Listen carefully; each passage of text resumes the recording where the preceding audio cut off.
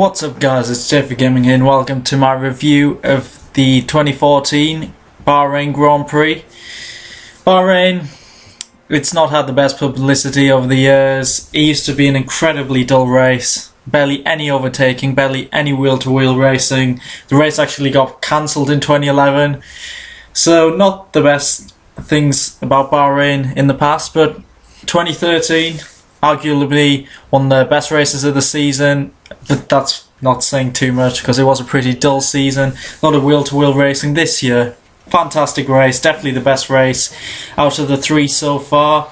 So it was the Mercedes on the front row, of course, because to be fair, that car is far quicker than the others, which is a shame in a way because the rest of the field have bunched up, in my opinion, so them two on pole.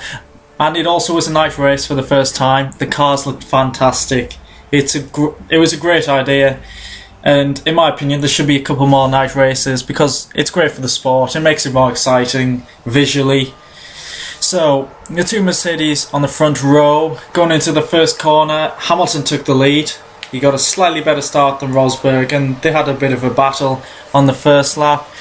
Felipe Massa, I think, started 7th, and he had a fantastic start, backing up one of my opinions that he is one of the best starters in F1.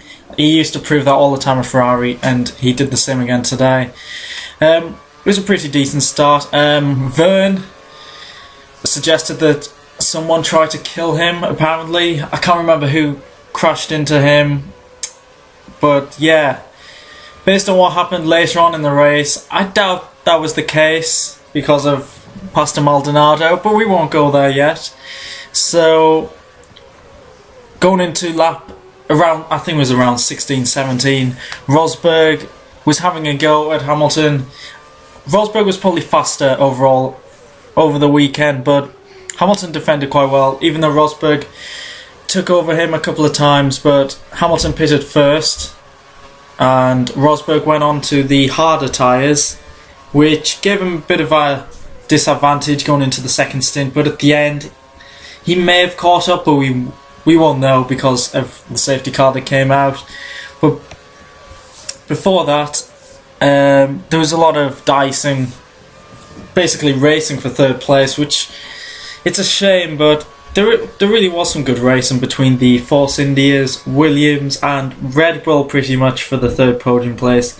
I know the likes of McLaren and Ferrari were there for a little bit, but it was really poor. The Ferrari looked like a shocking car this weekend, to be fair. And Ferrari, they should be at the front, which they haven't been for the last few years. So it's really disappointing. And the likes of Raikkonen just looks nowhere. It looks like Alonso's getting the most out of the car and he's basically fighting for the minor points. Button, I think his strategy at the end messed up. I think he only two-stopped, but his car failed. But yeah, there was a lot of overtakes, a lot of good racing, which is really good to see because Bahrain, not the easiest place to overtake this track, but the first sector leads to a lot of overtakes with DRS on the start-finish straight. Turns 1 and 2 you can do switchbacks and use the slipstream after that to go to turn 4, I think it is. So after that was a great battle for third for most of the race between the Force Indias and the Williams. Out of them, it looked like who had the upper hand? I'd say Massa and Perez were probably the fastest out of them four. Probably Massa, thinking about it.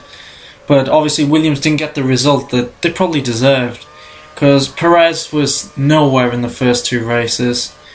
Well, obviously he wasn't in the second race because he didn't even start, but Hulkenberg's had a great start to the season and dominated his teammate in the first two races. But Perez really did bring it back this weekend, and it really was a great battle for third between them four. Obviously Vettel came, both Red Bulls even came through the field. Vettel on the alternative strategy. Ricciardo overtaking Vettel, I thought was great, because to be fair, Webber's was nowhere compared to Vettel. And Ricciardo, to be fair, when he got announced for Red Bull, I didn't think he'd be anywhere near Vettel, so the start of the season has been really interesting say Ricciardo's got the slight upper hand at the moment, which is good to see, because we don't want to see Vettel dominating. And yeah, the big incident was obviously with Maldonado.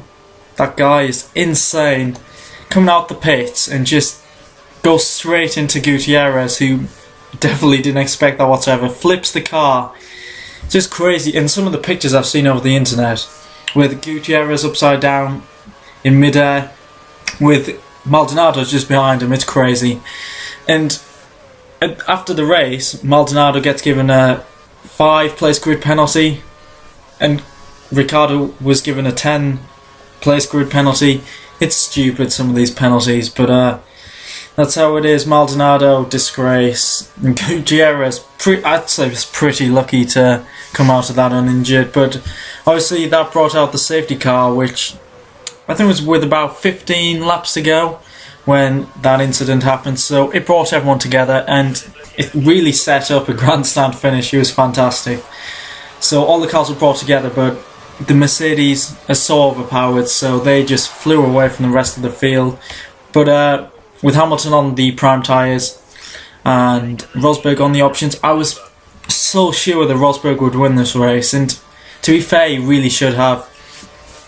He had a couple of attempts going into the first corner using DRS, and it was good, really good defending. I'm not the biggest fan of Hamilton, but he defended so well, and a lesser driver, Rosberg would have got past a lesser driver, but there was one opportunity where Rosberg just made a huge dive up the inside. I think it was with 4 laps to go. He really shouldn't have done that. If he thought tactically instead, he probably would have got a better run if he waited behind and could have got him into turn 4. So I think that was a bit of poor driving on the part of Rosberg there. So Hamilton did win in the end. Sadly, in my opinion, I wanted Rosberg to, and I think he should have, because he was faster all weekend. But it was weird, the field. It was like, as Martin Brundle said, Noah's Ark, because it was 2 of each car. It was Mercedes, then Force India, then Red Bull, then Williams, and then Ferrari. I don't think I've ever seen that before, which was pretty insane. But there was some good racing. Ricciardo got up to 4th in the end, overtaking his teammate and Hülkenberg. So he's had a really good start to the season. So yeah, it was a really quite eventful race. So we're looking at the result. Obviously we know about Mercedes. Perez, I haven't said too much about him, but he had a fantastic race, back on form. He was really punchy last season in Bahrain. So that's his first podium for Force India, and Force India's second podium ever. So well done to them. Ricciardo had a great race in 4th. Coming through the field, starting 13th. So good job from him. Hülkenberg, he's been so consistent this season. I think that's 3 top 6 finishes. So once again I'll say it, he should be in a top car, but he's not. Vettel in 6th. It's going to be really interesting this season to see what he's like fighting through the field. I don't think he's as strong as some people think. Like, the pundits always say he's a fantastic driver, but in my opinion he's overrated. But it'll be interesting to see how he does.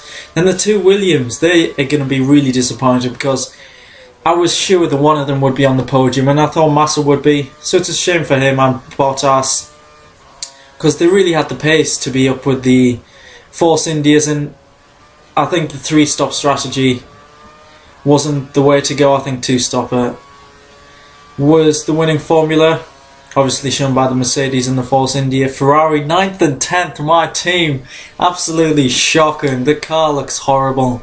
You just see every lap, or every time you saw the Ferraris, the car was locking up. And Alonso and Raikkonen are 2 of the smoothest drivers out there as well, so they've got a lot of work to do, because 3 points, that's such a bad result. Kvyat in 11th, pretty anonymous in that race, but he brought the car home. He's doing a good job since joining F1. And then Grosjean 12th, the Lotus is nowhere, which is a shame because he's a great driver. And Chilton 13th, another finish, I think that's 23 in a row.